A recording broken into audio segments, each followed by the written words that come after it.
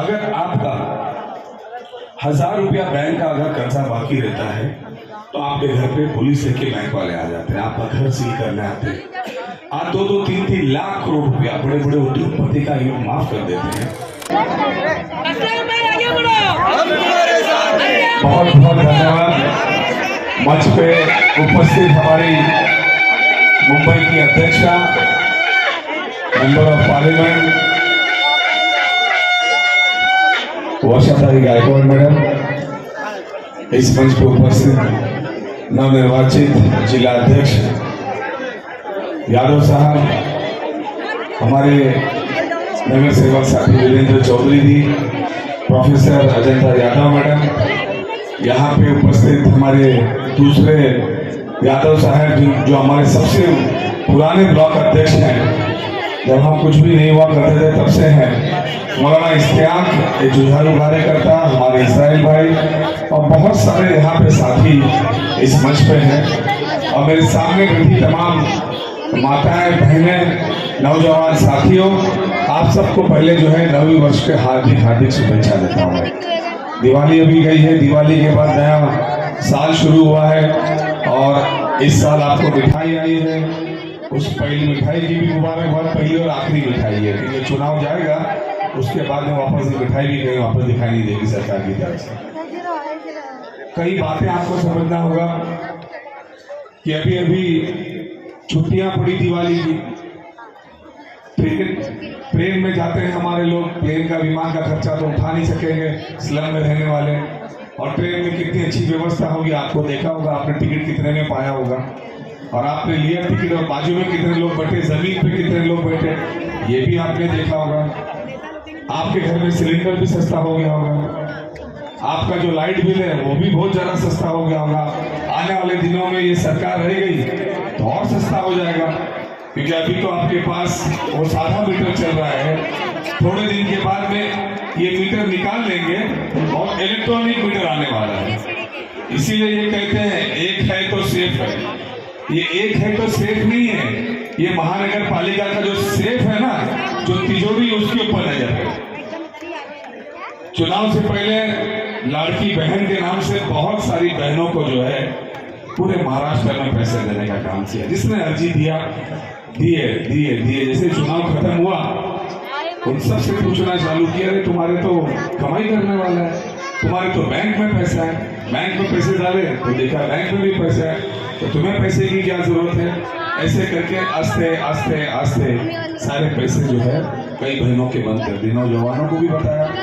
आज यहाँ पे बैठे हुए तमाम नौजवानों से पूछना चाहूंगा कि उनके बच्चे कहाँ पढ़ रहे हैं, उनके रहने का हिसाब किताब कहाँ है, और आपके बच्चे, आपके परिवार, आपका जो घर में कमाने वाला आदमी है वो कहाँ तक का ठीक है। दवाई महंगाई है या नहीं है, रोज का जीवन ठीक ठाक चल रहा है या नहीं है, बच्चे की पढ़ाई ठीक ठाक चल रही है नहीं है।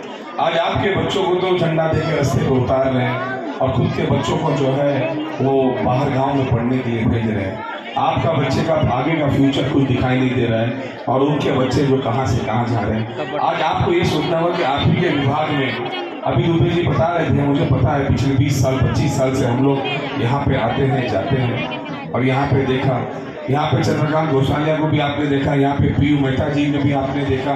कभी कोई आदमी आपके पास आया था कि किसी बिल्डर की दलाली करे, कभी कोई आया था कि भाई घर आप सबको मिल चुका है। 20 साल से यहाँ पे बेचारे लोग बेघर होके पड़े हैं। जो लोग आपके बीच में थे आज बड़ी बड़ी गाड़ियों में घूम रहे हैं, बहुत पैसे वाले हो गए, और चुनाव आएगा तो सिर्फ धर्म की और किसकी बातें करते हैं, नफरत की बातें करते हैं, एक दूसरे से लड़ाने की बातें करते हैं।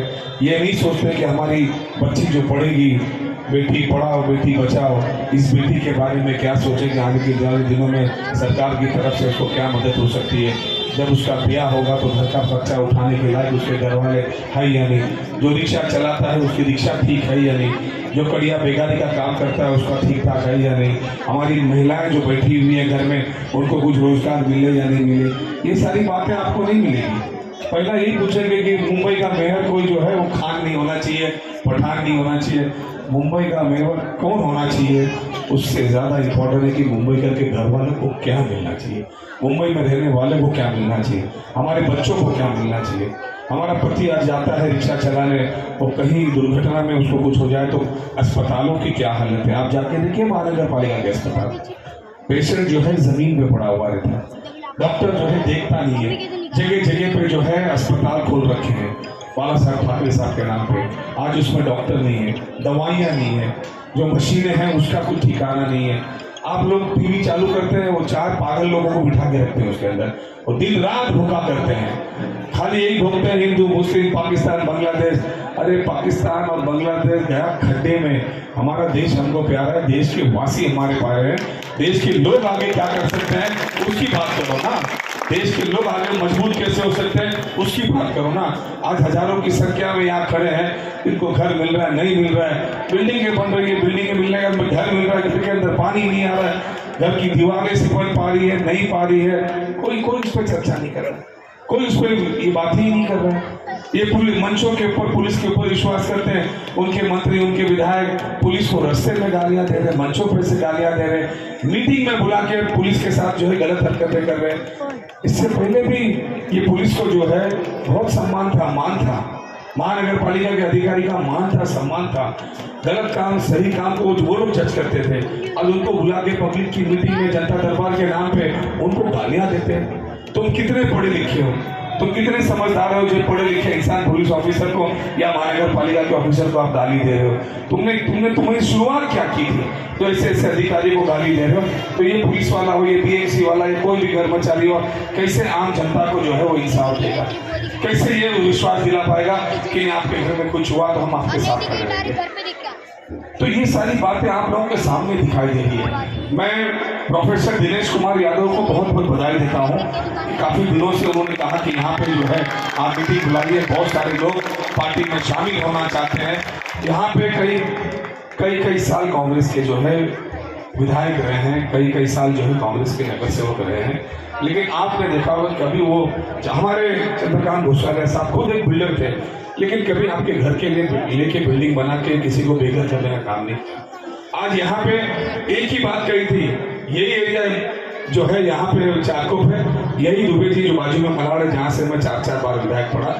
मैं तो सिर्फ बिल्डर को कुछ नहीं जानता, मैं तो ये बोलता हूँ घर है तो घर के बदले घर देने की ताकत है, इंसान है इंसान के जो बदले इंसान के लिए घर देने की ताकत है, तो इधर आओ वरना मत। जैसे है वैसे हम खुश हैं, नीचे दुकान है ऊपर मकान है, खाएंगे पिएंगे जैसे तैसे अपने बाल बच्चों के साथ रहेंगे।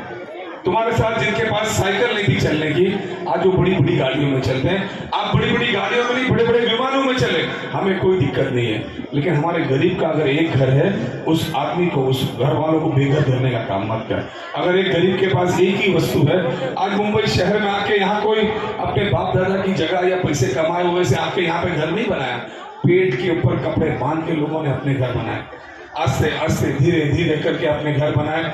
आज भी जो है कैसे कैसे माहौल में रहते हैं, आप उनका एक आशियाना उजाड़ दोगे तो फिर वापस इस मुंबई शहर में उनको कोई घर नहीं होगा। आज पूरे के पूरे मुंबई शहर के अंदर जितनी बस्तियां हैं उन सबको जो है बड़े बड़े लोगों को देने का काम कर रहे हैं। और काम करने के बाद में जो SRA के अधिकारी है, जो महाडा के अधिकारी है, उनको पात्र करने का काम किया है, उसके बाद उठा के किसी बड़े बिल्डर को दे देंगे। मुंबई शहर में रहने वाले छोटे मोटे जो बिल्डर है उनको भी आज के थोड़े दिन के बाद में वो भी तय जाके बड़े उद्योगपति के पास जो है नौकरी करने का काम कर रहे हैं। कांग्रेस की सोच थी गली गली में दुकानें खोले, गली गली में लोग मकाने बनाए और आगे चल के खुद जो है सक्षम बने और व्यापारी बने, बड़ा काम करें, उद्योगपति बने। हर घर में ये सोच थी कांग्रेस की। इनकी सोच है कि 2-3 लोग ही खाली उद्योगपति बने और बाकी सब के सब उसके कर्मचारी बने, उनके नौकर बने। ये सोच है उनकी, ये तो सोच की लड़ाई है। आपके सामने कभी बोलते हैं, आज 15 साल से सरकार में है, लेकिन कभी इंदिरा जी का नाम निकालते हैं, कभी राजीव जी का नाम निकालते हैं, और उससे पहले इस देश को जिन्होंने आजादी दिलाई ऐसे हमारे महात्मा गांधी और पंडित जवाहरलाल नेहरू के नाम पे भी आलोचना करते हुए इनकी शर्म नहीं आती, जिनकी औकात भी नहीं थी कि उस वक्त जो अंग्रेजों की दलाली कर रहे थे वो आज हमसे जो है वो राष्ट्रपिता का सर्टिफिकेट मांगते हैं। इनकी पूरी जिंदगी क्या है, मेरी बहनें मैं आप लोगों को समझना चाहता हूँ। वो 1 किलो की मिठाई वो कहीं ना कहीं आपके पैसे से ली गई है। वो आप जो माचिस की तीलियां खरीदते उसमें से आपका GST कटता है, आप जो भाजी खरीदते उसमें से पैसे कटता है। आप अपने पैसे की मिठाई खा के खुश मत होना। जैसे ये मिठाई का सीजन खत्म होगा, ये खटाई देने भी नहीं आएंगे आपको। और आपको फिर तब पता चलेगा कि ये क्या होगा, क्योंकि इनके पास सिवाय धर्म की बात करने के और कुछ नहीं है। ये सोचते हैं कि कल जो है किसी गरीब के घर में एक बच्चा होगा तो चलो उसकी पढ़ाई का खर्चा, उसकी लिखाई का खर्चा, उसके आने वाली नौकरी तक का खर्चा, कोई बच्ची जवान हो गई तो उसकी शादी ब्याह का क्या खर्च सरकार की तरफ से हो सकता है, कोई रिक्शा चलाता होगा, गरीब आदमी अगर कोई हो जाता है। आप परिस्थिति महानगर पालिका की ये है कि अब लास्ट में ये महानगर पालिका बची जिसको लूटने का काम चालू है। अब अस्पताल जितने बनते हैं वो टैक्स पेयर के पैसे से, आपके पैसे से बनते हैं, लेकिन जितने अस्पताल बनते हैं वो आधा उठा के ये लोग प्राइवेटाइजेशन देने का काम कर रहे हैं, आधा उद्योगपति का देने का काम कर रहे हैं। यानी आधे में गरीब, अब पूरे में गरीब को मिलती है इलाज, अब आधे में गरीब, आधे में आपको पैसे लेके जाना पड़ेगा। मुंबई में पूरी जितनी बड़ी बड़ी स्कूलें बन रही है, हर स्कूल के अंदर जो है बच्चे गरीब के पढ़ते थे, अब आधे गरीब के, आधे किसी दूसरे को चलाने दे रहे हैं। अगर ये सारी बातें आप लोग नहीं समझेंगे तो आपको क्या लगता है कि नुकसान कांग्रेस पार्टी का होगा? बिल्कुल यार, नुकसान आप ही का होगा, नुकसान आपके बच्चों का होगा, आपके परिवार वालों का होगा, रिक्शा वालों का होगा, टैक्सी ड्राइवर, सारे गरीब लोग, मेहनत मजदूरी करने वालों को सबसे ज्यादा नुकसान होगा। अगर आपका 1000 रुपया बैंक का अगर कर्जा बाकी रहता है तो आपके घर पे पुलिस लेके बैंक वाले आ जाते हैं, आपका घर सील करने आते हैं। आप 2-2, 3-3 लाख करोड़ रुपया बड़े बड़े उद्योगपति का ये माफ कर देते हैं कि इनका धंधा नहीं चला। आज रिक्शा चलाया, रिक्शा का एक्सीडेंट हो गया, वो भरपाई नहीं कर पाया, रिक्शा छीनने के लिए बैंक चली आती है। आपने घर बनाने के लिए कुछ कर्जा लिया, आपने नहीं दिया, उसको घर को सील करने के लिए चले आते 20-20 हजार करोड़, 30-30 हजार करोड़, 50-50 हजार करोड़ एक एक उद्योगपति का, जो अभी खुद के विमानों से चल रहे हैं। अभी भी बड़े बड़े उद्योग अपनी माता है, बेटी, बहू इनके नाम पे कर रहे हैं, उनका माफ कर देंगे, लेकिन किसी गरीब का खर्चा जो है वो माफ नहीं आता। आज किसान, इस देश का किसान का ये हाल है कि आज भी हमारे राज्य के अंदर हर दिन 2 या 3 किसान आत्महत्या कर रहे हैं, अपने बच्चों को, अपनी बीवियों को किसके सहारे छोड़ के जा रहे हैं, क्योंकि कर नहीं पा रहे। लेकिन टीवी में आपको कुछ दिखाई दे रहा है। आज भी किसानों को उनके लिए जो है उसके घर में चूल्हा नहीं जले या जले उसके बारे में सोच नहीं है। किसानों के घर तबाह हो गए, बर्बाद हो गए, इतनी बारिश गिरी है, लेकिन वहां पे अभी तक का जो है मदद नहीं पहुंची। लेकिन चुनाव है तो आपके घर में मिठाई का डब्बा जरूर पहुंच गया ताकि आपकी वोट उनको मिल सके। आप सोचिए, टीवी में देखते होंगे कितनी बाढ़ आई है, उत्तर प्रदेश में बाढ़ आई है, महाराष्ट्र में बाढ़ आई है, हरियाणा में बाढ़ आई है, उत्तराखंड में बाढ़ आई है, बह गए, घर बह गए, कहीं कोई टेंट बांध के पड़ा है, कहीं कोई बच्चे को लेके पड़ा है, कहीं बीमारी में से कोई पड़ा है, पैसे नहीं पहुंच रहे वहां पे, हवाई विमान से सिर्फ देखने का काम हो रहा है। आप सोचिए, ये 100-200 करोड़ की मिठाई जो आप लोगों को बांटी गई, आपको नहीं मिलती तो भी आपकी दिवाली मनती, आपको नहीं मिलती तो भी आपका नया साल आप अपने हिसाब से मनाते, लेकिन ये 100 करोड़ रुपया, 200 करोड़ रुपया जो आपकी मिठाई में गया, वो अगर हमारे किसानों को, हमारे गरीबों को मिलता तो कम से कम 2 वक्त का अच्छा खाना इस पूर्व में वो खा लेते, वो भी अपनी छोटी मोटी त्योहार अपने ठीक ठाक मना लेते। ये सोच का फर्क है, और ये समझने की ये सारी बातें आपको टीवी में कुछ में नहीं दिखाई देगी। टीवी जैसे आपने खोला तो बस खाली धर्म की बात करेंगे, नफरत की बात करेंगे, ये बनना चाहिए, वो बनना चाहिए। जगह जगह पे उत्तर भारतीयों को मारा जाएगा, जगह जगह पे जो है भाषा नहीं आती करके आपको मारा जाएगा। मराठी में है, हमें सीखना चाहिए, हमें आना चाहिए, लेकिन पेट भरेगा तब सीखेंगे ना। हाँ, बच्चा भूखा रहेगा तो कोई थोड़ी मराठी, हिंदी या इंग्लिश सीखेगा।